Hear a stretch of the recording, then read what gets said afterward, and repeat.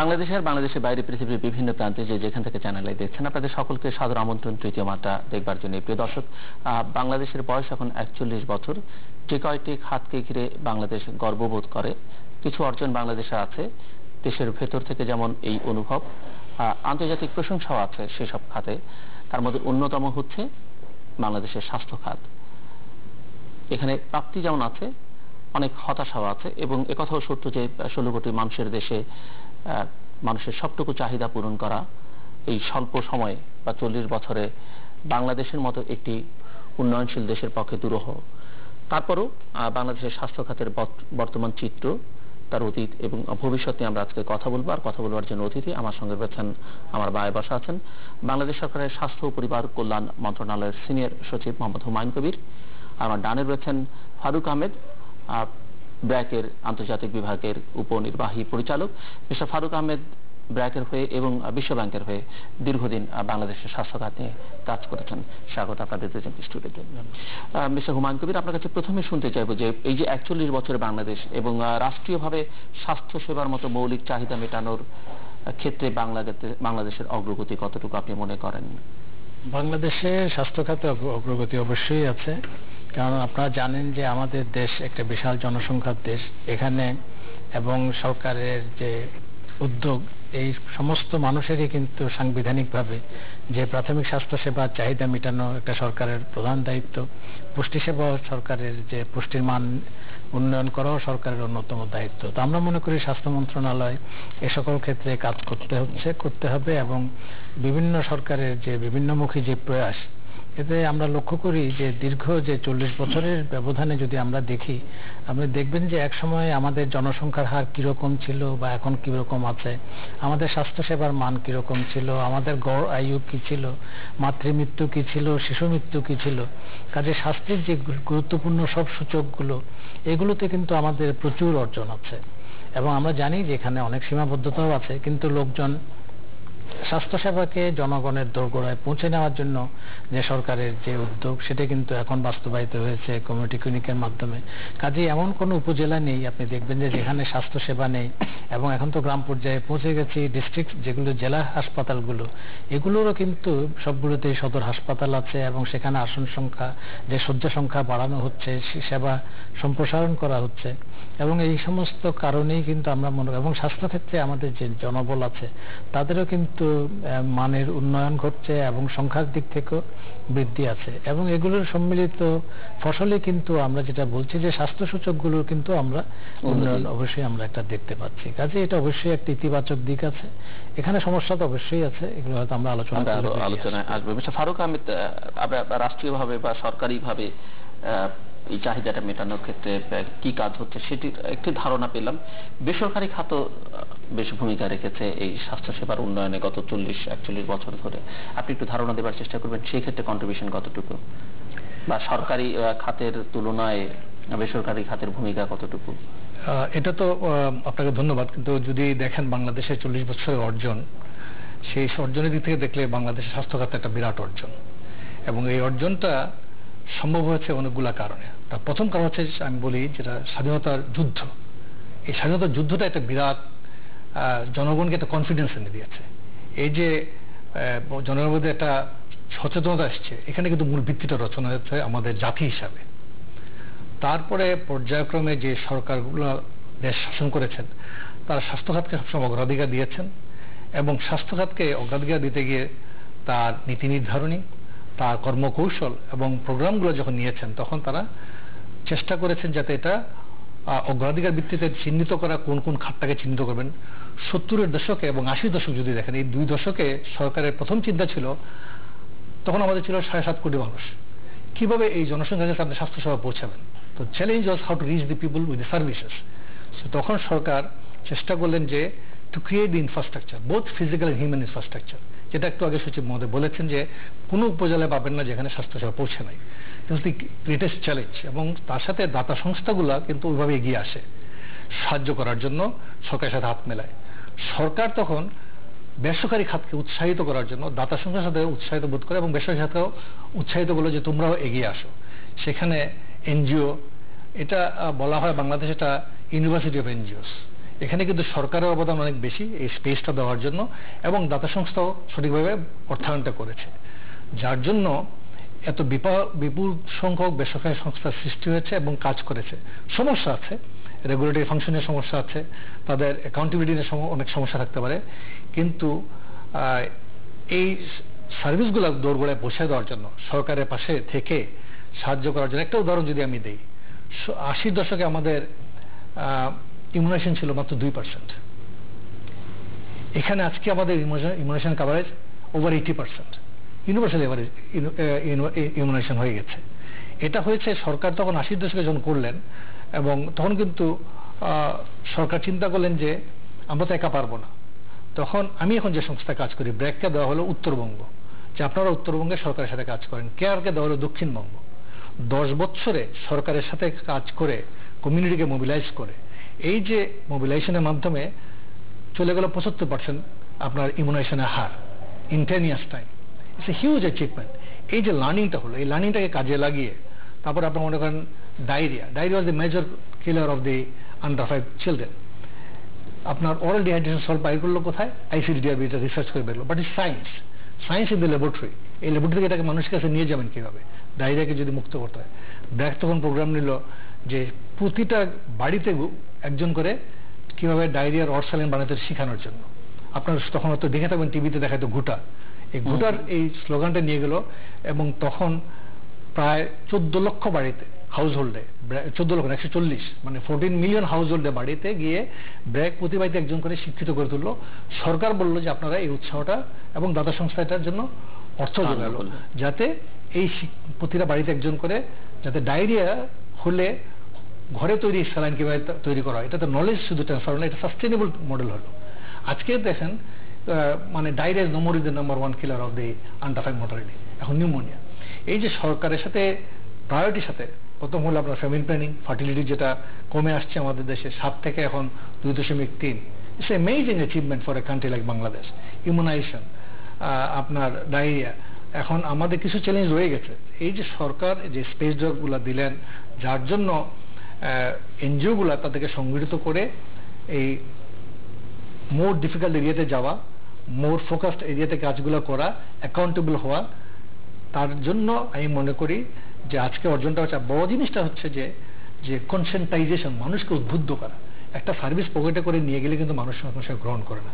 আপনি যদি আজকে একটা নতুন চা তৈরি করেন, সেই চাটা যদি একটা নতুন ব্র্যান্ডে নিয়ে যান, বা একটা দুধের প্যাকেট তৈরি করেন, মানুষের গ্রহণযোগ্যতা আসবে মানুষ যখন নিজে জাগ্রত হয়। আমি মনে করি একটা বড় জিনিস হয়েছে যে এনজিও প্ল্যাটফর্ম থেকে যেটা আজকে অনেক কথা আসে যে মাইক্রোফাইন্যান্সের মধ্যে, আজকে যদি বড় বড় সংস্থা যে কনসেন্টাইজেশনের যে কাজটা করেছে, আমি যখন ব্রেকে জয়েন করলাম দেখলাম 18টা বাণী বলা হয় আপনার যে কোনো ভিলেজ অর্গানাইজেশন, যেটা মাইক্রোফাইন্যান্সের প্ল্যাটফর্ম। 18টার মধ্যে 5টা ছিল স্বাস্থ্য খাতের।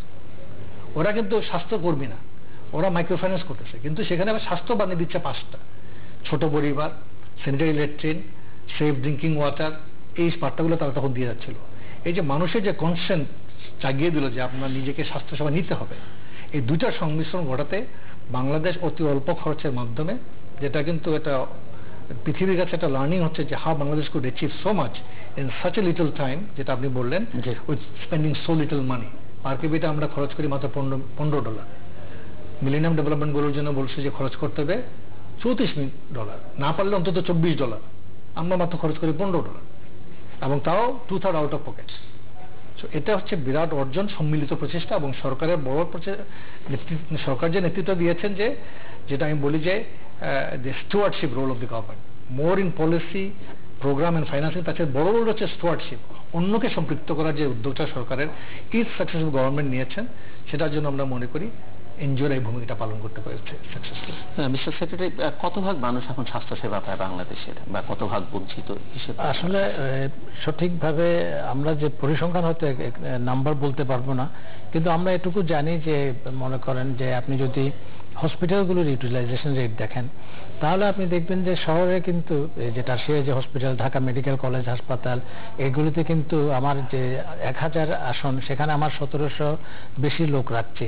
কিন্তু কিছু কিছু উপজেলায় আপনি হয়তো দেখবেন যে 50 শয্যা আছে, অনেক সময় সেখানে হয়তো 40-50 থাকে। আবার একইভাবে অন্য চিত্রটাও আছে যে আপনার 50 শয্যা বিশিষ্ট হাসপাতাল, সেগুলোতে 80-100 জন লোক নিয়মিত থাকছে। তার মানে হচ্ছে সেবা গ্রহীতাদের কিন্তু একটা চাহিদা বেড়েছে অধিকাংশ জায়গায়, এবং তারা সরকারি সেবা চায়, এটা একটা। এবং এখানে কিছু কিছু লোক, যে আমরা যদি বলি তাহলে হয়তো লেফট আউট হতে পারে, যেটা আমরা বলি যে অ্যাক্সেসের সমস্যা, যে হতদরিদ্র যদি হয় কেউ, এবং যাদের আসলে অন্য ধরনের যে আমাদের মূল স্রোতে আসতে পারে না, তাদের কিছু সমস্যা প্রতিবন্ধকতা থাকতে পারে। এটা কিন্তু সবসময় এগুলো সরকারের সৃষ্ট না, আমাদের অনেক সময় সামাজিক কারণ থাকতে পারে। যে একটা যে তারা হয়তো এমন একটা জায়গায় বসবাস করছে যেখান থেকে সার্ভিসগুলো নেওয়ার জন্য অনেক দূর পথ অতিক্রম করতে হয়, হার্ড টু রিচ আমরা যেটাকে বলি, সেগুলোতে পৌঁছানো আমাদের পক্ষে পৌঁছানো কঠিন হতে পারে। কিন্তু আমাদের সেবা আপনি যদি দেখেন, এখন আমাদের সেবাগুলো আমরা কিভাবে, মূলত প্রাথমিক স্বাস্থ্য সেবাটাকে আমরা স্বাস্থ্যের জন্য অত্যন্ত গুরুত্বপূর্ণ মনে করি। এই সেবা আমরা কিন্তু জনগণের দোরগোড়ায় নিয়ে গেছি। মানে এখন আমরা একটা পরিসংখ্যানে দেখেছি যে কমিউনিটি ক্লিনিকগুলো থেকে লোকজন প্রায় 6 কোটি লোক আপনার 1 বছরে স্বাস্থ্য সেবা নিয়েছে। তাহলে এরা কি সেবা নিচ্ছে? এরা কিন্তু সেখানে যাদের কমন যে এলিমেন্ট, ছোটখাটো অসুস্থতার জন্য আসছে, তারা পরিবার পরিকল্পনা সেবা নিচ্ছে, তাদেরকে পুষ্টি সম্পর্কে জানানো হচ্ছে। তাহলে এই যে তাদের কেয়ার সিকিং বিহেভিয়ার, যেটা আমরা বলি, যেটা স্বাস্থ্যের জন্য অত্যন্ত গুরুত্বপূর্ণ, এটা কিন্তু চেঞ্জ হচ্ছে।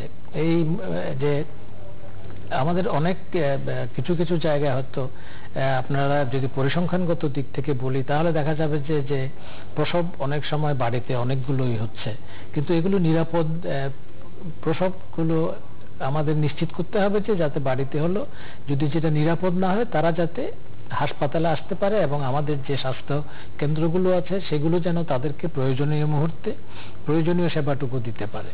কাজে আমি বলবো যে আমাদের লক্ষ্য হচ্ছে সমস্ত লোকের কাছে যাওয়া। উদ্বুদ্ধকরণ যেটি মিস্টার ফারুক আহমেদ বলছেন, সেই কাজটি কি পাশাপাশি হচ্ছে? এটা আমরা জনগণকে সজাগ করে তো অবশ্যই তোলা হচ্ছে, এবং আমরা যখন তৃণমূল পর্যায়ে যাচ্ছি বা আমাদের যে ফ্যাসিলিটিগুলোতে, কেন্দ্রগুলিতে, এখন ঔষধের কিন্তু কোনো আপনার ঘাটতি নেই।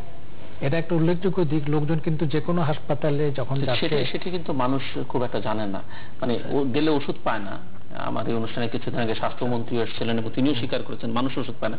কিন্তু আপনারা, উনি যেটি বললেন যে ওষুধ পর্যাপ্ত পরিমাণে দেওয়া আছে, ওষুধ না পাওয়ার কোনো কারণে পর্যাপ্ত পরিমাণে আছে। আমাদের দেশে অনেক সময় লোকজন হয়তো নিজেই ওষুধ চায়, অনেক সময় এটাও হতে পারে, আমি জানি না। এখানে আমাদের কিছু জানে যে কমিউনিটি ক্লিনিকগুলোতে গেলে, কমিউনিটি ক্লিনিকগুলোতে আমি দেখেছি যে ঔষধ আছে অনেকগুলোতে। কোনো সময় হয়তো ব্যবস্থাপনার কারণে 2-1 দিন হয়তো আপনি জানেন যে ওখানে 29-30টা ওষুধ দেওয়া হয়, এখানে কোনোটা হয়তো সংকট থাকতে পারে। বিশেষ করে আমরা প্রচুর পরিমাণে কিন্তু সরকারের বাজেট আছে এটা সেই হসপিটালগুলোর জন্য। এবং কিন্তু আপনারা যদি এই কাজটাই করতে পারেন যে কমিউনিটি ক্লিনিকগুলোর সামনে কি কি ওষুধ সেখানে পাওয়া যায়, সেটি যদি একটা তালিকা যদি দিয়ে দেন জনগণের জন্য, তাহলে জনগণের জন্য সহজ হয়। কিন্তু এটা আপনি একটা পজিটিভ দিক আছে, আবার একটা নেগেটিভ দিক আছে। সে বলবে আমাকে ওই ওষুধটা দাও, এটা কিন্তু আমরা এখন চাই না। ডক্টর বা ওখানে ওটা ডক্টর থাকেন না, অনুযায়ী মানে ওই জিনিসটা বুঝতে। কাজেই না, এটা ঠিক যে আমরা লোকজনকে এটা আরো বেশি করে জানাতে হবে, এবং এই ওষুধগুলো যাতে আমাদের কোনো অব্যবস্থাপনার কারণে যাতে কোনো লিকেজ না হয়, তাহলে তো আমাদেরকে অবশ্যই এটা নিশ্চিত করতে হবে। কিন্তু এই ওষুধগুলো যে বাইরে কোনো অন্য দোকানে বিক্রি হচ্ছে না, ফার্মেসিতে বিক্রি হচ্ছে না, এটা নিশ্চিত করার জন্য আমরা আপনি জানেন যে আমরা কিন্তু এখন ইডিসিএল সরকারি যে প্রতিষ্ঠানগুলো আছে, তারাও যেমন লাল সবুজ মোড়কে ওষুধ সরবরাহ করছে, তেমনি আমরা বাইরে থেকে যে ওষুধগুলো সংগ্রহ করি ক্রয় প্রক্রিয়ার মাধ্যমে, সেগুলোতেও কিন্তু বলা থাকে যে তাদের লাল সবুজ মোড়ক থাকতে হবে। তার মানে হচ্ছে এটা বাইরে বিক্রয়যোগ্য না। তাহলে এইটা কিন্তু আগে আপনারা জানেন যে আগে এই সমস্যাটা অনেক বেশি ছিল, কিন্তু এখন আমরা দেখছি, আমরা নিজেরাও যখন যাই মধ্যে মধ্যে আমরা দেখি যে লাল সবুজ মোড়কে আছে কিনা। 100% হয়তো হয়নি, কিন্তু এটা আপনি জানেন, আমরা বলবো যে 2 বছর আগে আমরা মাত্র এটা শুরু করেছি, 2-3 বছরে। কাজে এটা আমরা পর্যায়ক্রমে এটা বাস্তবায়িত হচ্ছে, এবং এটা আপনি ঢাকা মেডিকেলের আশেপাশে যদি যান, আপনি দেখবেন যে আগে যে হারে সরকারি ওষুধ পাওয়া যেত এখন পাওয়া যাচ্ছে না। আহমেদ, আপনার কাছে হিসেবটা আছে কিনা কত ভাগ মানুষ বাংলাদেশের স্বাস্থ্য সেবা পাচ্ছেন বা কতজন বঞ্চিত হচ্ছেন, এরকম কোনো একটা ধারণা আপনাদের কাছে আছে কি? সেটা ধারণা তো পাওয়া খুব ডিফিকাল্ট, কারণ ওইরকম তো জরিপ হয় নাই। কিন্তু যেটা সচিব সাহেব বলেছেন তার সাথে যদি আমি মতটা এইভাবে দেই যে হার্ড টু রিচ এরিয়াতে একটা হচ্ছে জিওগ্রাফিক্যাল অ্যাক্সেসিবিলিটি, আর হচ্ছে দরিদ্র মানুষ যারা একটা দারিদ্র্য সীমার নিচে বসবাস করে, সুবিধা বঞ্চিত মানুষ, গরিব মানুষের কিন্তু যাওয়ার জায়গাটা হলো সরকারি প্রতিষ্ঠান। এটা কিন্তু মোটামুটি যারা আপনি দেখেন শহরেও দেখেন যারা প্রাইভেট সেক্টরে কারা যাচ্ছে। কিন্তু আরেকটা সাইড আছে, এটা যে একটা স্টাডি আছে যে সিক পিপুলের almost 80% goes to private sector. প্রথম তার ফার্স্ট কোনটা হচ্ছে প্রাইভেট সেক্টর, এটা ফার্মেসি হতে পারে, কোয়াকো হতে পারে, এটা প্রথম একটা জায়গা।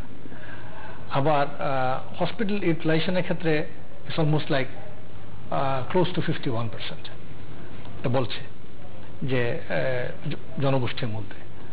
এখন হসপিটালের মধ্যে আবার দুইটা জায়গা আছে, পাবলিক এবং প্রাইভেট। তো প্রাইভেটের জায়গায় হচ্ছে মোস্টলি হাই ইনকাম গ্রুপে যাচ্ছে, গরিব মানুষ তো পাবলিক সেক্টরে যাচ্ছে। কিন্তু মূল জিনিসটা আমি যেখানে একটা দেখি সমস্যাটা হচ্ছে যে আনফর্চুনেটলি আমাদের 15 কোটি দেশের মানুষ it's a very centralised country. এইখানে একটা বিরাট সমস্যা। এই সেন্ট্রালাইজ সিস্টেমের কারণে অ্যাকাউন্টেবিলিটি কিন্তু লোকাল স্থানে নাই। যে বিকেন্দ্রীকরণ করলে যে আপনার উন্নয়ন অনেক ত্বরান্বিত হতো, যে আমাদের পলিটিক্যাল সরকার আসছেন গেছেন, সবাই ওয়াদা করেছেন যে মোর ডিসেন্ট্রালাইজেশন হবে, কিন্তু হয়নি সেটা। নির্বাচন হয়েছে, আপনারা দেখেছেন, সবই হয়েছে, কিন্তু in the sense of decentralisation of services হয়েছে, but decentralisation of devolution of authority হয়নি। এত অ্যাকাউন্টেবিলিটি কিন্তু লোকালে নাই। এখন যদি ওখানকার সরকারি কর্মকর্তা যিনি আছেন উনি বলছেন আমার দায়বদ্ধতা হচ্ছে উপরের দিকে, ওই জায়গাতে আমার দায়বদ্ধতা নাই। Civil surgeon, divisional director, DG এবং সচিব মহোদয়, মন্ত্রী মহোদয়, এই দিকে তাকানো হচ্ছে। এই একটা সমস্যা আমি মনে করি। এটা আমাদের যেটা আমরা আরো বেশি করতে পারতাম উন্নয়নের ক্ষেত্রে, সেটা স্বাস্থ্য হোক, শিক্ষা হোক, সেটা আরো অনেক বেশি অর্জনটা হতো আমাদের। এটা আমি মনে করি একটা বাধা। আর কোয়ালিটি, আমরা যে জিনিসটা পাচ্ছি সেটা মানসম্মত কিনা, এটা কিন্তু অ্যাক্রস দ্য বোর্ড একটা ইস্যু। এটা শুধু সরকারি না, বেসরকারি হাসপাতালও কিন্তু একই জিনিস। এই বড় হাসপাতালগুলো যদি আপনি যান, টারশারি ফ্যাসিলিটি গিয়ে দেখেন, এই মুহূর্তে আমার একজন আত্মীয় ভর্তি আছেন স্কোয়ারে, আমি নাম বলছি, তার আগেও গেছিলেন একজন ইউনাইটেডে। এইসব জায়গাগুলোতে কিন্তু একটা কোয়ালিটি একটা ব্যাপার আছে। তো এটা হচ্ছে, তাহলে যখন কোয়ালিটি ইস্যুটা এসে যায়, তাহলে রেগুলেটরি ফাংশনটা কার? সরকার। এই জায়গাতে সরকার সবচেয়ে দুর্বল। কেন দুর্বল? কারণ এই জায়গাটাকে কখনো উৎসাহিত করা যায় নাই যে এটাকে ইনসেন্টিভাইজ করবেন কিভাবে, যাকে দিবেন বা এই ফাংশনগুলোকে ইনসেন্টিভাইজ করবেন উইদাউট রেন্ট সিকিং, যে আমি ওখানে গেলেই আমি রেন্ট সিকিং করবো না, কিন্তু আমি এমনভাবে ইনসেন্টিভাইজ করবেন যে আসলে রেগুলেটরি ফাংশনগুলো অনেক বেশি স্ট্রঙ্গার হবে, ইনস্টিটিউশনগুলো অনেক বড় স্ট্রঙ্গার হবে। এবং ইনস্টিটিউশন বিল্ডিং এর ক্ষেত্রে সরকারকে এগিয়ে আসতে হবে।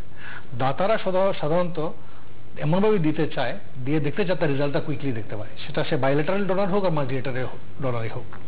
সে দেখতে চায় তার অ্যাকাউন্টেবিলিটি আছে, তার ব্যাক হোম। মাল্টিলেটারাল তো গভর্নমেন্টেরই টাকা, সেখান থেকে সে বড় করছে। প্রশ্ন হলো তাহলে ইনস্টিটিউশনগুলো গড়বে কে? সরকারকে এগিয়ে আসতে হবে। আমি ডোনারদের যে আইডিয়াটা পাইছি, তারা ওই ইনস্টিটিউশন বিল্ডিং এ বা ক্যাপাসিটি বিল্ডিং এ অত বেশি ইন্টারেস্টেড হন না, সফটওয়্যার সাইডে তারা বেশি অনেক ইন্টারেস্টেড। এই জিনিসগুলো কিন্তু সরকারকে করতে হবে। এই ইনস্টিটিউশনগুলো যদি বিল না করেন তাহলে রেগুলেটরি ফাংশন হচ্ছে না। রেগুলেটরি ফাংশন হলে আর লোকাল দায়বদ্ধতা যদি করেন, তাহলে কিন্তু ওই অ্যাক্সেস ইস্যুটাও এসে যাবে, এবং তার সাথে যে মানসম্মত সেবাটা পাচ্ছে কিনা, সেটা কমিউনিটি ক্লিনিক হোক, ইউনিয়ন পরিষদের যে ওয়েলফেয়ার সেন্টার আছে, স্বাস্থ্য পরিবার কল্যাণ কেন্দ্র আছে বা উপজেলা কেন্দ্র আছে, তাহলে কিন্তু আরেকটা দ্বিতীয় জিনিসটা হচ্ছে, দেখেন আপনি সেকেন্ডারি এবং টারশিয়ারি লেভেলে গিয়ে দেখেন কি পরিমাণ মানুষের চাপ। এখানে কিন্তু 200%, 300% ওনারা হিমশিম খাচ্ছেন, কিন্তু নিচের দিকে কিন্তু আমাদের অনেক মানুষ খুব যাচ্ছে কম। এই যে রেফারেল সিস্টেমটা নাই, রেফারেল সিস্টেমটা আমরা তৈরি করতে পারিনি।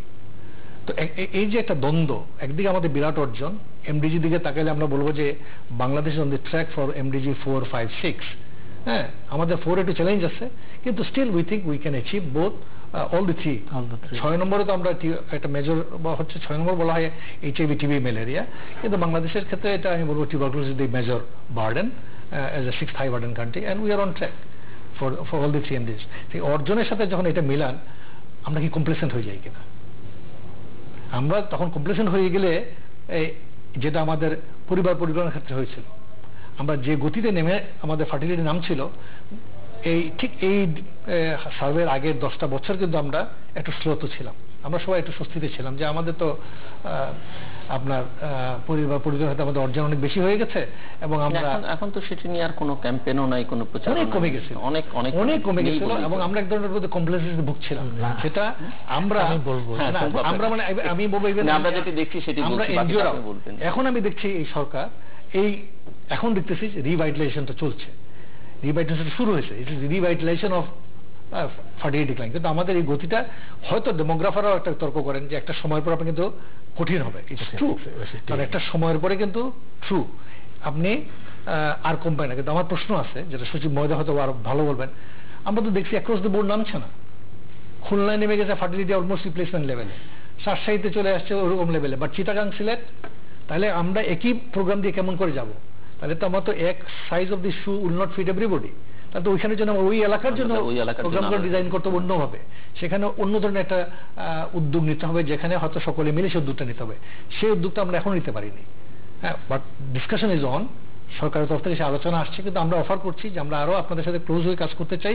যদি আপনারা স্পেসিফিকলি টেবিলে বসেন এবং সেই আমরা যদি রোলটা ভাগ করে নিই, তাহলে চিটাগাং সিলেট যে এই বেলটা পিছিয়ে আছে এখানে, তো এই কথাই বলতেছিলাম যে ওই জিনিসগুলা কিন্তু উদ্যোগটা সরকার নেবেন, আমাদেরও সেখানে দায়িত্ববোধ আছে, আমাদের আশা সরকারের কাছে এবং আমাদের অ্যাকাউন্টেবিলিটি সরকারের কাছে এবং স্থানীয় জনগণের কাছে এটা তুলে ধরতে হবে যে আমরা কি করছি।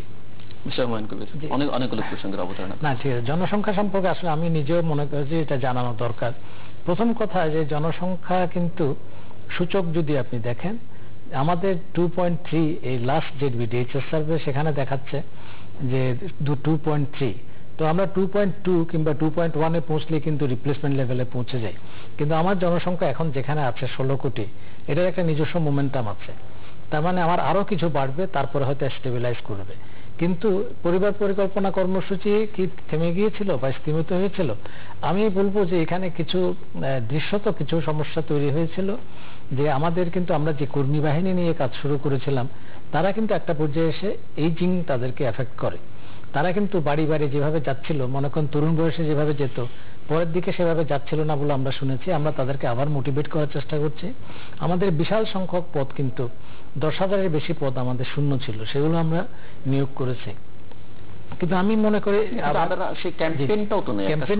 এখন আমরা কিন্তু আবার বাড়ি বাড়ি যাচ্ছি। আরেকটা জিনিস হচ্ছে আমাদের যেটা আইইএম বা যেটা ইনফরমেশন এডুকেশন কমিউনিকেশন যেটা আমরা বলছি, এখানে কিছুটা দুর্বলতা ছিল। যে এই খাতে কিন্তু আপনি জানেন যে এগুলো প্রচুর ব্যয় সাপেক্ষ, এবং আগে কিন্তু আমাদের যেমন সংবাদপত্র প্রিন্ট মিডিয়া কম ছিল, টেলিভিশনও কম ছিল, তাহলে আমাদের যে উইন্ডোগুলো ছিল কম, সেগুলো সবগুলোর মাধ্যমে করা যেত। এখন কিন্তু আমাদের অনেক বেশি যে উইন্ডো হয়ে গেছে, এবং এগুলো সবগুলোকে সমানভাবে অ্যাড্রেস করা যাচ্ছে না। আপনি কিন্তু নিয়মিতভাবে, আমরা এখন বিসিসিতে এই বছর প্রচুর অর্থ ব্যয় করতে যাচ্ছি। আমাদের যে সেক্টর প্রোগ্রাম আছে 5 বছর মেয়াদী, যেটা স্বাস্থ্য, পুষ্টি, জনসংখ্যা, খাত উন্নয়ন কর্মসূচি, এখানে কিন্তু বিসিসিকে আমরা খুব গুরুত্ব দিয়েছি।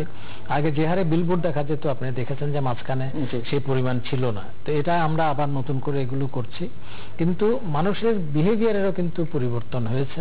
বাড়ি বাড়ি আমরা যাচ্ছি, কিন্তু তার পাশাপাশি আমরা কমিউনিটি ক্লিনিকটাকে, আগে ফ্যামিলি প্ল্যানিং এর সার্ভিস কিন্তু এখানে ছিল না, এখন কিন্তু আপনি জানেন 6 থেকে 10 বা ম্যাক্সিমাম 15,000 লোককে আমরা সার্ভিস করছি। তাহলে হাউস হোল্ড কত? তাহলে তো সংখ্যাটা আসলে আমাদের সীমিত হয়ে আসে, কারণ আমরা তো এলিজিবল কাপল যারা, তাদেরকেই আমরা অ্যাড্রেস করব। তা আমি মনে করি এখন আমরা যেহেতু গ্রাসরুট পর্যায়ে গেছি, এখন ফ্যামিলি প্ল্যানিং এর পক্ষে আরো অর্জন সম্ভব হবে। একটা জিনিস ডক্টর ফারুক যেটা বলেছেন, এটা তো আপনারা জানেন যে আমাদের একটা ইন্টারেস্টিং ঘটনা ঘটে গেছে, যে আমরা খুলনাতে দেখতে পাচ্ছি যে আমরা 1.9 হয়ে গেছে আমাদের টিএফআর, যেটা আমরা টোটাল ফার্টিলিটি রেট। তার মানে এক পরিবারে দুজনেরও কম সন্তান, এবং রাজশাহী তো এরকমই 2 পয়েন্ট সামথিং। তো আমরা এখন 2.3 হচ্ছে এই মুহূর্তে। আমরা 2015-এর মধ্যে 2-এ পৌঁছতে চাই।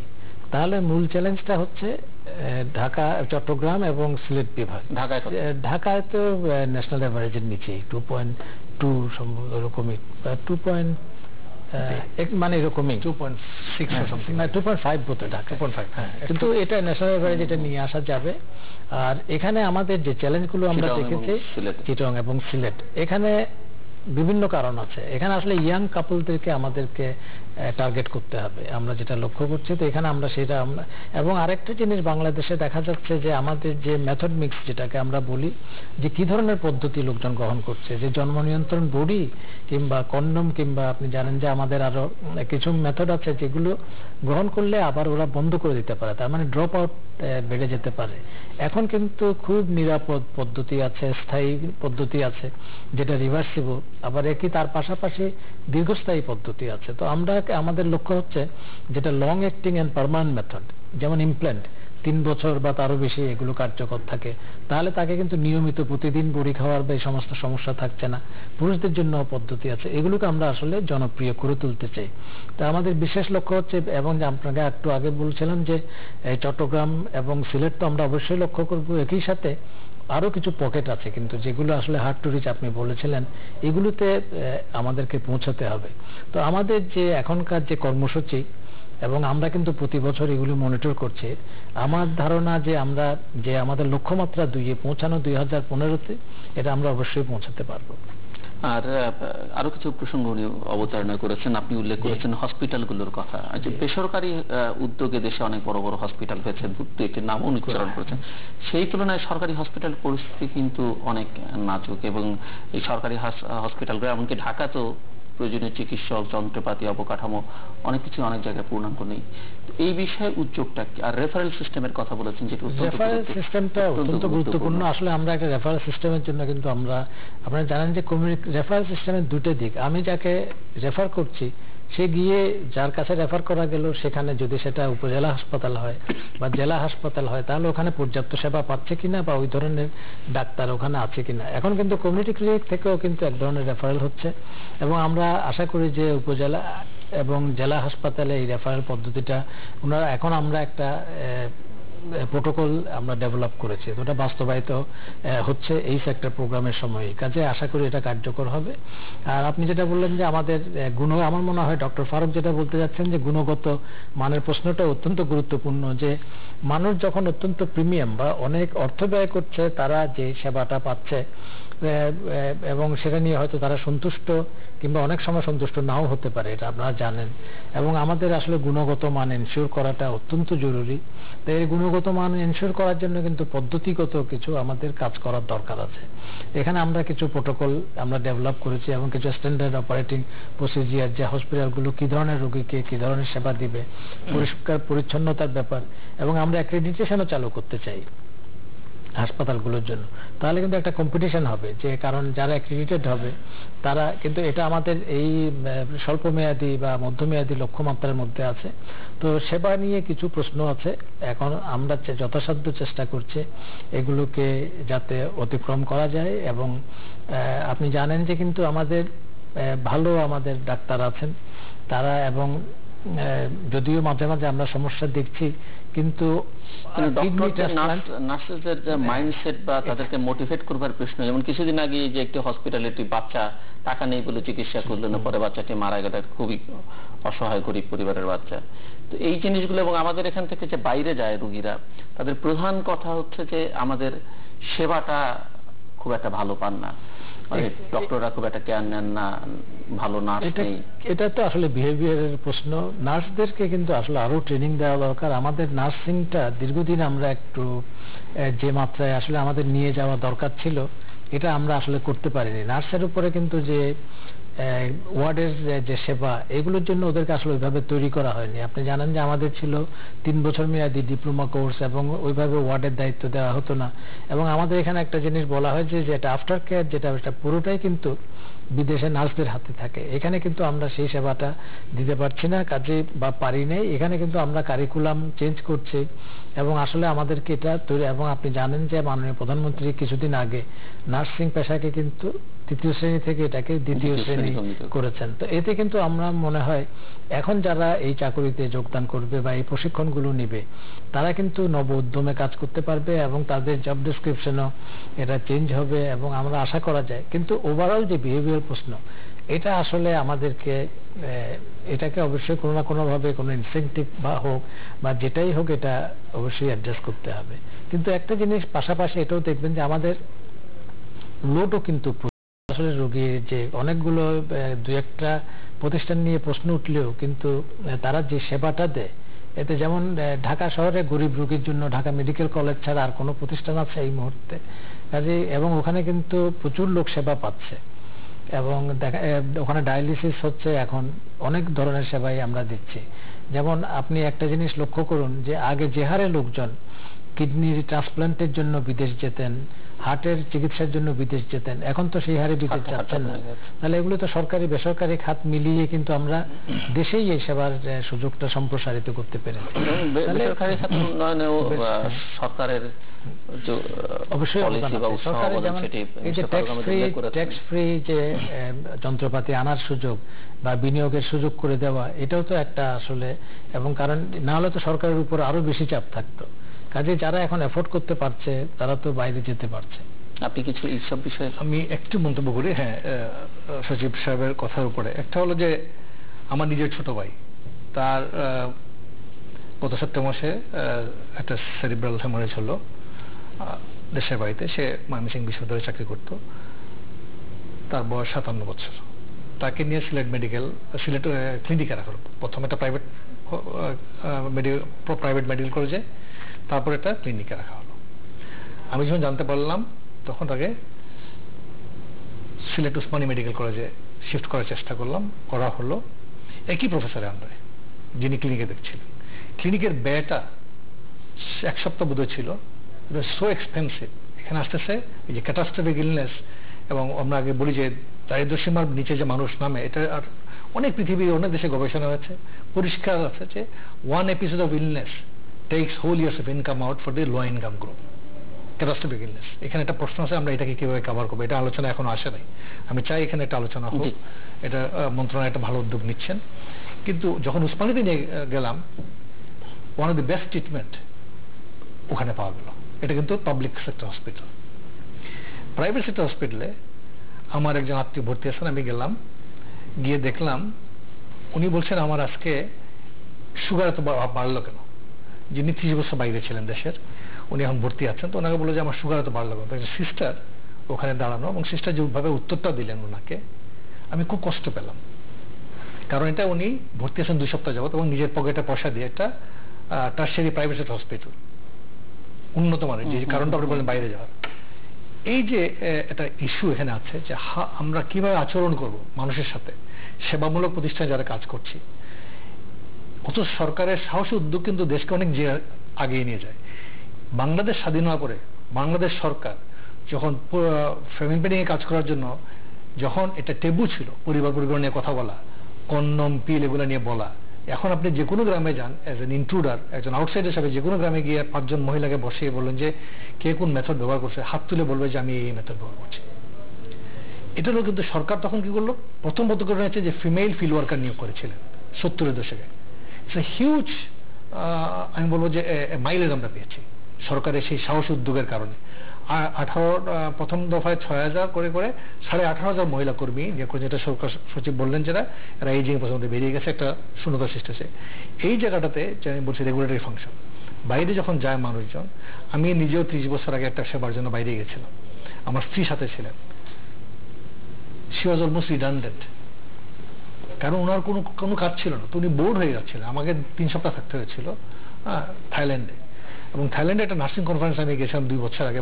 প্রিন্স মাহিদুল অ্যাওয়ার্ডটা আপনারা জানেন, খুব নাম করা স্বাস্থ্যসেবাকে এগিয়ে নিয়ে গেছে। তারা প্রচুর নার্স তৈরি করে, এবং তাদের মধ্যে দ্বন্দ্ব আছে, আমরা কার জন্য নার্স তৈরি করব। পশ্চিমা দেশ নার্সকে নিয়ে যাচ্ছে, তারা তৈরি করে না। এখন আফ্রিকা থেকে same situation, health immense a huge issue, and this a মিসম্যাচটা কোথায় হচ্ছে, ডাক্তারের তুলনায় নার্সের সংখ্যা, ডাক্তারের তুলনায় আপনার টেকনিশিয়ানের সংখ্যা। আমাদের দেশে এটা হচ্ছে কমপ্লিটলি সাউথ এশিয়ান এভারেজের উল্টা দিকে। সাউথ এশিয়ান এভারেজ যেটা, আমরা তার অনেক উল্টা দিকে। এখানে হচ্ছে 7 জন টেকনিশিয়ান একজন ডাক্তারের জন্য হচ্ছে এভারেজ, আমাদের হচ্ছে 60 ডাক্তারের জন্য একজন টেকনিশিয়ান, আপনার 2.5 ডাক্তারের জন্য একজন নার্স। আমরা দক্ষিণ এশিয়ার এভারেজের অনেক উল্টা দিকে নিচে আছে। এই তৈরি করা শুধু না, তাদের গুণগত মান, যেটা বলছি যে কোয়ালিটি, কিভাবে হেসে কথা বলে। আমি একটা হাসপাতালে আমার যাওয়ার সৌভাগ্য হয়েছিল, ব্র্যাকের পক্ষ থেকেই দেখার জন্য, শিখার জন্য, তামিলনাড়ুতে অরবিন্দ আই হসপিটাল, আপনারা তো শুনবেন। যে ইটস এ রোল মডেল, যে ওখানে এরা কিন্তু কারো ভর্তুকি নিচ্ছে না, প্রথম থেকেই তারা সেলফ সাস্টেইনিং।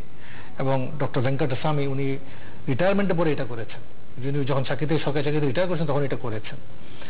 এবং সেখানে সব ধরনের টেয়ার আছে, গরিব মানুষ আসতেছে এবং বিত্তবানরাও আসতেছে এবং ক্রস ফাইন্যান্সিং হচ্ছে সেখানে। তারা করছে কি কাজগুলো ভাগ করে দিয়েছে। এবং কাউন্সিলিং এর জায়গায় আমরা ম্যানেজমেন্টের সাথে বসলাম, কাউন্সিলিং এর রোলটা কোনো ডাক্তার পালন করছে না, বিকজ তারা বলছে আমাদের ডাক্তার ট্রেন না in counselling, so we being a professional councillor. আমি দেখলাম যে অনেক ইয়াং ছেলেপেলা আছে, আপনারা কেন কি করছেন এখানে? বলে আমরা বিজনেস স্কুল থেকে পাস করেছি। বিজনেস স্কুল থেকে পাস করেছেন, কি করছেন এখানে? বলে আমরা হেলথ পড়ে আসছি, how to do the health management পড়ার জন্য পড়ে আসছি আমরা বিজনেস স্কুল থেকে, to do the health care services.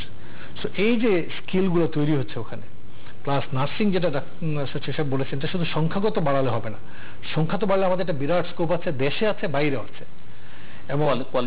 এবং গ্লোবাল লেভেলে একটা ডিসকাশন হচ্ছে যে হ্যাঁ তোমরা নিতে পারবা, কিন্তু নিতে হলে তোমাকে আমার দেশে ইনভেস্ট করতে হবে। আমি যেন এই স্কুলগুলো তৈরি করতে পারি, তারপরে আমরা তৈরি করবো যারা বাইরে যাবে, বাইরে ডিমান্ড আছে, আবার তারা যেন আমার দেশেও যখন সেবা দিতে পারে। অর্থাৎ তোমাদেরকে যারা যেসব দেশ নিয়ে যাচ্ছ, তোমাদের তো দায়বদ্ধতা আছে এই দেশগুলোতে ইনভেস্ট করার জন্য, so that we can create the appropriate skilled workforce, human resource তৈরি করতে পারি, যারা দক্ষ হবে। এবং শুধু তারা, আমাদের ডাক্তাররা কিন্তু আমরা বলি এবং এটা প্রমাণিত যে তারা আসলে খুবই দক্ষ, কিন্তু জিনিসটা হচ্ছে যে এই যে ম্যাচিংটা করানো, তাকে অ্যাপ্রোপ্রিয়েট স্কিল দিয়ে, কাউন্সিলিংটা দিয়ে, ডাক্তারকে আপনি বানায় দিলেন অ্যাডমিনিস্ট্রেটর, সো ওই doctor she or he is forgetting her own skill, যেটা উনি শিখে সাপোর্ট স্টাফ, উনি যেটা শিখে এসছেন, উনি হয়তো মেডিকেল ডিগ্রি করেছেন, পোস্ট গ্রাজুয়েশন করেছেন, তাকে দিলেন হাফ ডে, উনি যে হসপিটালে আসেন সেখানে উনি অনেক দিনে বেশি প্রশাসনিক কাজ করছেন। যেটা হসপিটাল ম্যানেজমেন্ট কিন্তু একটা ডিগ্রি হতে পারে। বিজনেস স্কুলকে আমি জিজ্ঞেস করলাম আচ্ছা যে আপনারা পড়াচ্ছেন না কেন, পড়ি এখানে ছেলেমেয়েরা আসবে। এবং ওই নার্সিং প্রফেশনটা কিন্তু আমাদের একটা বিরাট সম্ভাবনাময় খাত, কারণ আমাদের মহিলা আগে এত বেশি শিক্ষিত ছিলেন না, ছেলেরাও এখন এগিয়ে আসতেছেন। এখন অনেক দেশে কিন্তু, নাম বলছি না, অনেক দেশে কিন্তু এখন ডাক্তাররা নার্সিং ট্রেনিং নিয়ে চলে যাচ্ছেন বাইরে, ফিলিপিনে ডাক্তাররা নার্সিং ট্রেনিং নিয়ে নার্স হয়ে যাচ্ছেন। এখানে বিরাট একটা সম্ভাবনা আমাদের, এই যে বাংলাদেশ এগিয়ে যাবে কিন্তু বিকজ অফ আমাদের এই স্ট্রাকচারের কারণে। আমাদের এইজটা পুরো ইয়াং, এই যে ডেমোগ্রাফিক ডিভিডেন্ড যেটা সচিব সাহেব বলেছেন যে আমাদের পপুলেশন বাড়বে, আমি মানি পপুলেশন বাড়বে বিকজ অফ মোমেন্টামের কারণে, কারণ আমাদের ইয়াং পপুলেশন স্ট্রাকচার। সবচেয়ে বড় সম্ভাবনা এখানে যে আমাদের এই ইয়াং অ্যাডোলেসেন্ট এবং গ্রুপটা হিউজ, এটাকে যদি আমরা ক্যাপিটাল করতে পারি, এবং এরা এখন সবাই মোটামুটি বিভিন্ন প্রোগ্রামের কারণে, সরকারি প্রোগ্রামের কারণে মানুষের আয় বেড়েছে, মানুষ সন্তানকে পড়াতে চায়, এটাকে আরো কোয়ালিটিজেশন দিয়ে যদি আমরা সবাইকে স্কিল ওয়ার্কফোর্স বানাতে পারি, তাহলে দেশের জন্য যেমন লাভ, এমপ্লয়মেন্ট জেনারেশন হবে, বাইরে গিয়ে রেমিটেন্স দেখেন এখন আমাদের highest source of foreign exchange. এই জিনিসটা এখন আমাদের কর্মীরা বাইরে গিয়ে আনস্কিল ওয়ার্কফোর্স হিসেবে আসছে। ফিলিপিনে একজন পাচ্ছে, আপনার শ্রীলঙ্কান একজন পাচ্ছে $500, আমার ভাই বা বোন পাচ্ছে $200। এখানে কিন্তু আমাদের স্বাস্থ্য খাতে একটা বিরাট সুযোগ আছে এইখানে। যার কি প্রসঙ্গটি আপনি অ্যাড্রেস করতে চাইছিলেন যে একটি অসুস্থতা তার পুরো বছরের ইনকামকে নিয়ে নেয়। অ্যাবসলিউটলি। এই জায়গাটা আমি বলতেছিলাম যে কিভাবে আমরা আগাবো, যে তাদেরকে এই প্রোটেকশনটা দেওয়া। এখন বিভিন্ন ধরনের চিন্তা ভাবনা হচ্ছে, কিন্তু আমরা এখনো সাহসী পদক্ষেপ নিয়ে আগাচ্ছি, কথা হচ্ছে। মন্ত্রী মহোদয় উদ্যোগ নিয়েছেন, মাননীয় প্রধানমন্ত্রীও বলেছেন, সচিব মহোদয় নিজেও ইন্টারেস্ট ফিল করেছেন, কিন্তু আমরা মনে করি কয়েকটা মডেলে এখনই পাইলটিং করা উচিত। বাংলাদেশ বা দেখেন থাইল্যান্ড কিন্তু 40 বছর আগে তার এই চিন্তা ভাবনা করেছিল, এবং তারা আজকে এই দক্ষিণ পূর্ব এশিয়ায় যদি আপনি হেলথ ডিপ্লোমেসি বলেন, একমাত্র কান্ট্রি ছাড়া এজ এ নেশন তারা কিন্তু এগিয়ে আছে এই থাইল্যান্ড। এবং তার আজকে জনসংখ্যার প্রায় 98 ভাগের উপরে protected by one or other kind of insurance. সেটাকে আপনি কিভাবে করবেন সেটা পরীক্ষা নিরীক্ষা আমাদের করতে হবে। ওই মডেলটাই যে আমার নিতে হবে তা না।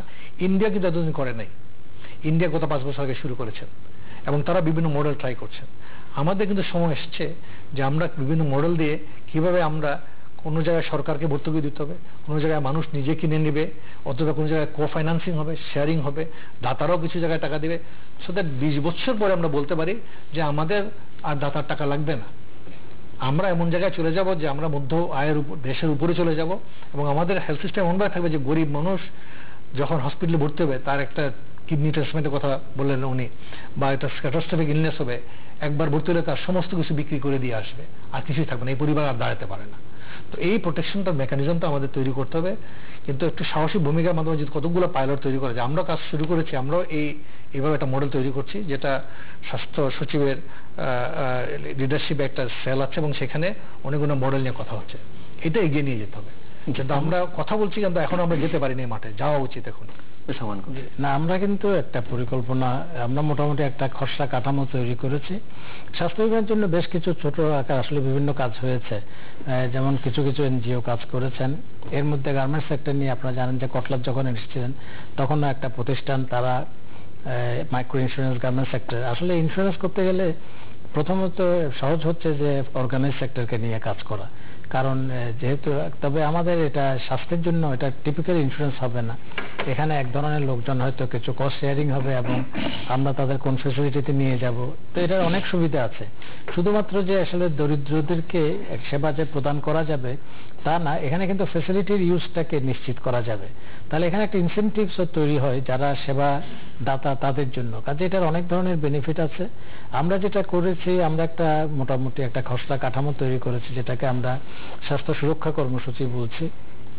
এটা আমরা পাইলটিং করতে চাই এবং এখানে আসলে, এবং আমরা কিন্তু প্রথমত এটাকে লক্ষ্য হচ্ছে আমাদের যে যারা দরিদ্র, হত দরিদ্র, তারা যারা আসলে, আপনি বলছিলেন যে একটু আগে যে যারা এই স্বাস্থ্যসেবা থেকে দূরে থাকতে হচ্ছে, নানা কারণে প্রতিবন্ধকতা হয়তো আছে, তাদেরকেই আমরা কিন্তু স্বাস্থ্যসেবার কাঠামোর মধ্যে নিয়ে আসতে চাই এই স্কিমের মাধ্যমে। এখন যদি সরকারকে হয়তো এখানে প্রথমত কিছু সুবিধা দিতে হতে পারে, কিন্তু আমরা অনেক জায়গায়, যেমন আইসিডিডিআরবি একটা কাজ করছে, তারাও আমাকে বলেছেন যে চকরিয়াতে যে লোকজন কিন্তু ওনার ওই স্কিমে স্বেচ্ছায় তারা অংশগ্রহণ করছে।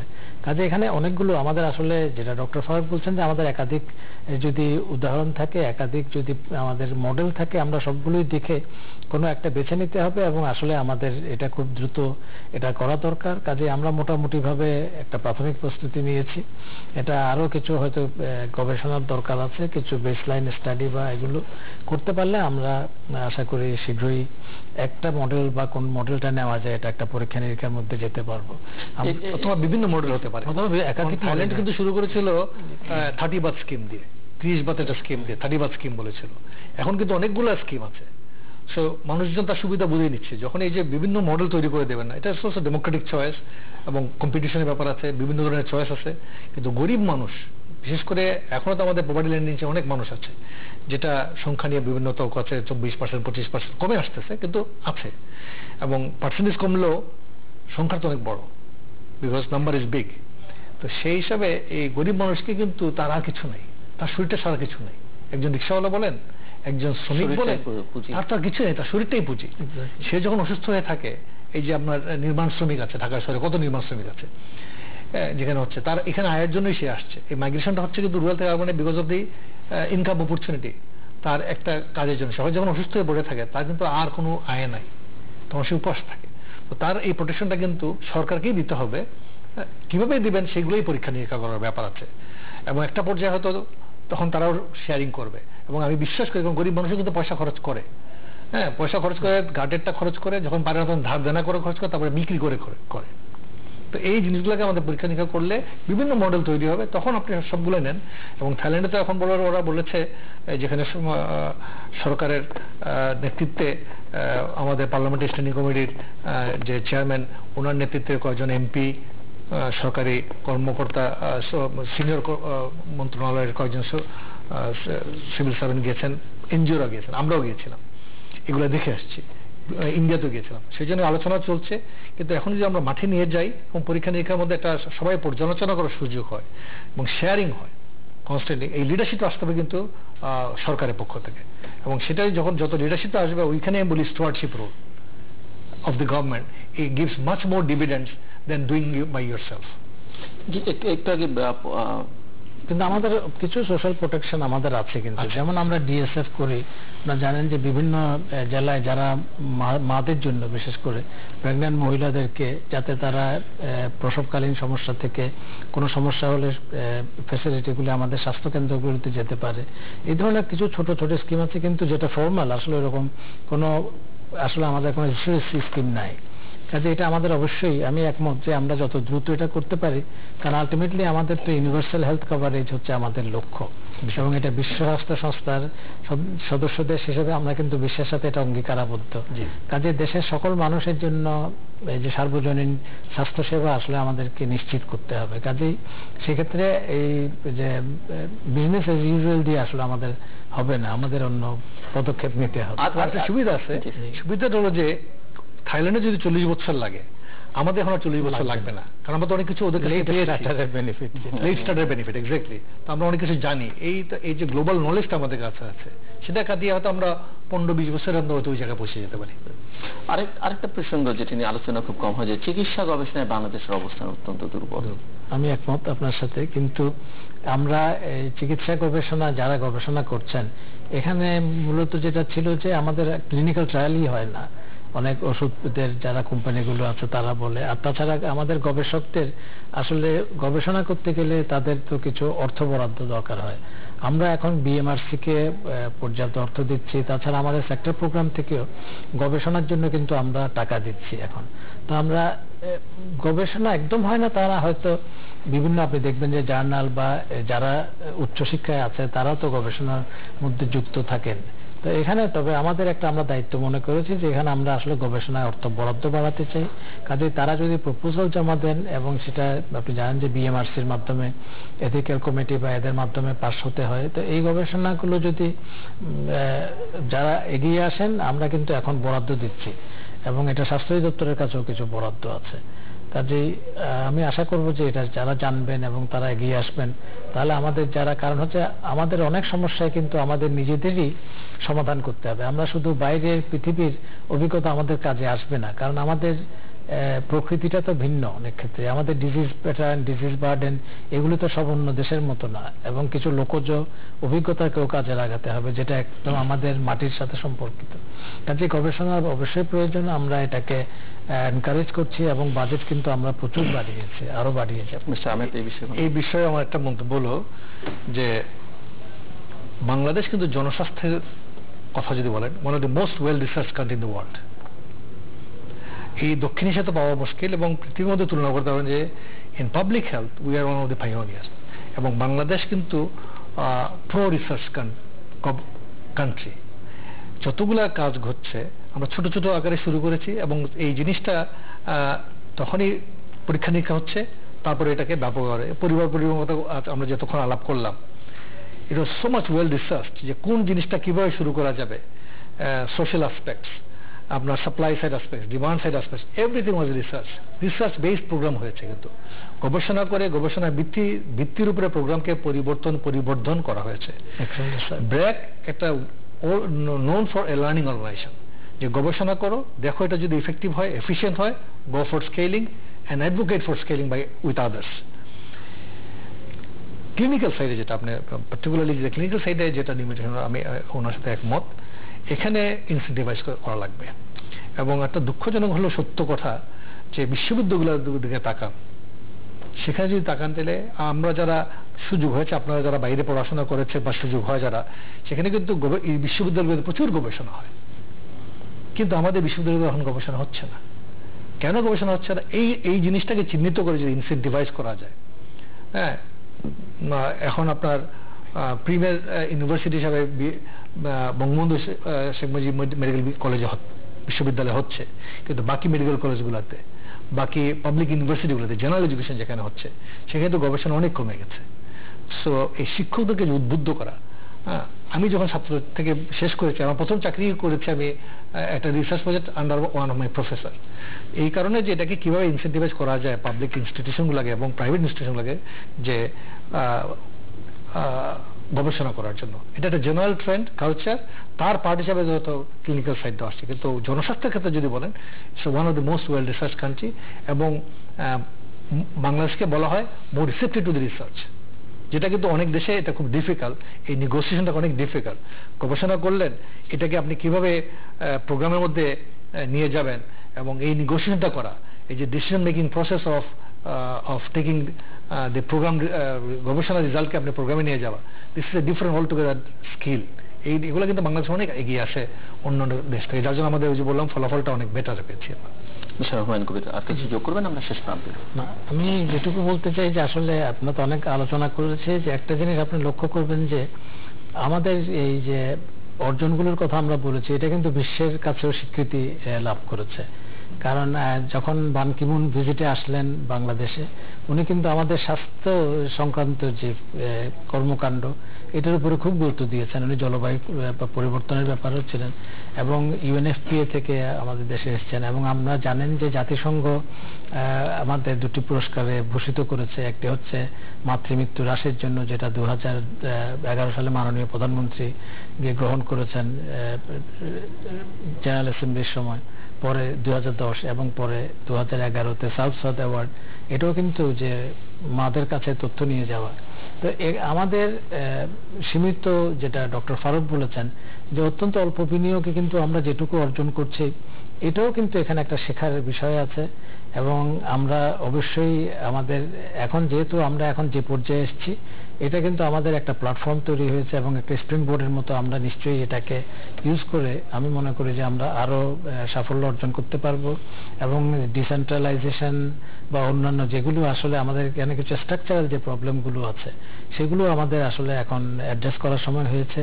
যে আমাদের হিউম্যান রিসোর্স ফর হেলথ বা যেটা মানব সম্পদ উন্নয়ন, এই জিনিসগুলো কিন্তু আমরা আমাদের একটা আমাদের যেটা অত্যন্ত গুরুত্বপূর্ণ আমি মনে করি, যে আমরা কিন্তু মধ্যমেয়াদী একটা পরিকল্পনা তৈরি করি, বাৎসরিক সেটা পর্যালোচনা করি এবং সেটা কিন্তু আমরা জানাতে পারি যে আমার কি অর্জন করার কথা ছিল, আমি কি এগুচ্ছি না পিছিয়ে আছি। এটা কিন্তু আমাদেরকে ইচ্ছা করলে এটা আমাদেরকে, আমরা নিজেরাই এটা কিন্তু প্রতি বৎসর এটা জানাবো এটা, এবং সরকারকে তো জানাবোই, দেশবাসীও এটা আসলে জানতে পারবে।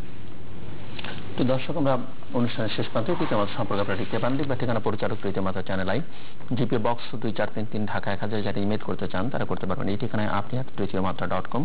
616 নম্বর আমাদের SMS করতে পারেন যে কোনো সেলফোন থেকে। ইন্টারনেটে তৃতীয়মাত্রা.com এবং facebook.com/তৃতীয়মাত্রা আপনার মতামত রাখতে পারেন। এবং আপনার মতামতে আমাদের অনুষ্ঠান তৃতীয় মাত্রা আপনি দেখতে পাবেন প্রতি বৃহস্পতিবার এবং শুক্রবার বাংলাদেশ সময় রাত 2টোয়, বুধবার দুপুর 11:30 এবং শুক্রবার দুপুর 12:30টায়। দেখবার আমন্ত্রণ মিস্টার ফারুক আহমেদ এবং মিস্টার মোহাম্মদ হুমায়ুন কবির। অসংখ্য ধন্যবাদ আপনাদের দুজনকেই। দর্শক বন্ধুরা, আমরা কথা বলছিলাম বাংলাদেশের স্বাস্থ্য খাত নিয়ে।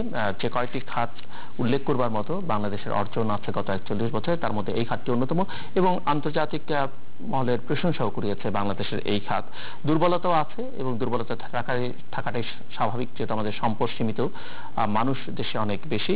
তবে এই সাফল্যটা সম্মিলিত প্রচেষ্টার ফলে হয়েছে। অবশ্যই সরকারের নেতৃত্বে বিভিন্ন সময় যারা নেতৃত্ব দিয়েছেন তাদের পরিকল্পনা, তাদের সহায়তা, নীতিগত সহায়তা, সেগুলো অনেক সহায়তা করেছে।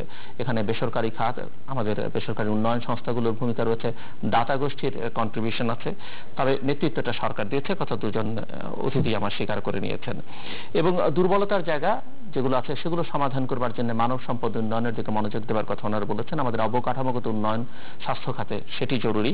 আমাদের ডিসেন্ট্রালাইজেশন বা বিকেন্দ্রীকরণের উপরে জোর দিয়েছেন, এটি একটি বড় সমস্যা বাংলাদেশে। এবং গুণগত মান উন্নয়নের উপরে নজর দিতে হবে, সে কথা ওনারা বলেছেন। এবং সেই সঙ্গে রেফারেল সিস্টেমের কথা বলা হয়েছে। আমাদের চিকিৎসকদের, নার্সেসদের যারা আছেন তাদের সেবার মানসিকতা, তাদেরকে মোটিভেট করা, সেগুলো নিয়ে অনেক কথাবার্তা হয়েছে। এবং গবেষণার দিকে নজর দিতে হবে, সে কথা আলোচনা হয়েছে। তবে মিস্টার আহমেদ যেমনটা বলছিলেন যে জনস্বাস্থ্য খাতে বাংলাদেশ গবেষণায় পৃথিবীতে এটি অনন্য নজির স্থাপন করেছে। এবং সচিব স্বাস্থ্য পরিবার কল্যাণ মন্ত্রণালয়ের মিস্টার হুমায়ুন কবির তিনিও বলছেন যে গবেষণার জন্য প্রচুর ফান্ড সরকার দেবার চেষ্টা করছে, কিন্তু এই বিষয়ে উৎসাহটা যোগানোর জন্য যে কাজগুলো সেগুলো হয়তো কিছুটা ঘাটতি রয়েছে। কিন্তু এই ক্লিনিক্যাল সাইডে গবেষণার দিকে মনোযোগটা বাড়াতে হবে। দর্শক, আমাদের সঙ্গে থাকবার জন্য অসংখ্য ধন্যবাদ আপনাদের। সবার জন্য শুভকামনা।